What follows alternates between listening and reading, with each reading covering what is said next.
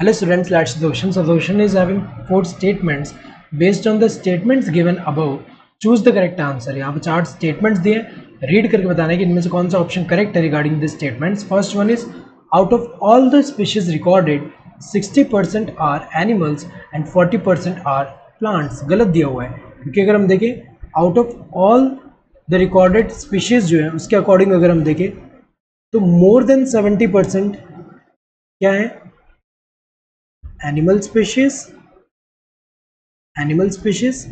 and less than 22% क्या है, plant species. तो यहाँ पे अगर हम देखें तो ये वाला जो है गलत दिया हुआ है, 60 and 40 दिया हुआ है. Out of every 10 animals on this planet 7 are insects. ये एक तरह से सही दिया हुआ है, क्योंकि अगर हम देखें तो यहाँ पे more than 70% of animal species में अगर हम देखें तो एनिमल स्पीशीज जितने भी हैं उनका मोर देन 70% जो है वो किसका शेयर है, वो कंट्रीब्यूट कौन करता है, इंसेक्ट्स.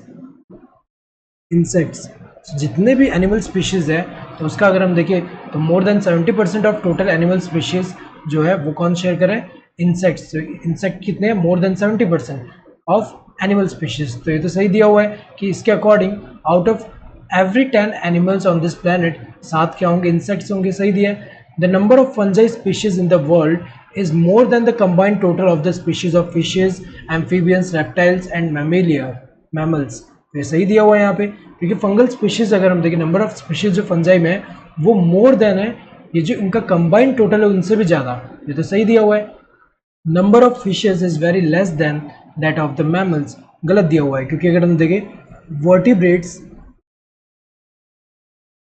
नंबर ऑफ स्पीशीज जो वर्टिब्रेट्स में सबसे ज़्यादा किसमें होता है, उसमें फिशेज जो है उनमें सबसे ज़्यादा है एज़ कम्पेयर टू अदर वाले जो मैमल्स हुए, एम्फीबियंस, रेप्टाइल्स हुए. तो यहाँ पे फिशेज में ज़्यादा होता है, ये तो गलत दिया हुआ है. सो यहाँ पे अगर हम देखें इनमें से कौन सा बी एंड सी बस करेक्ट है यहाँ पे.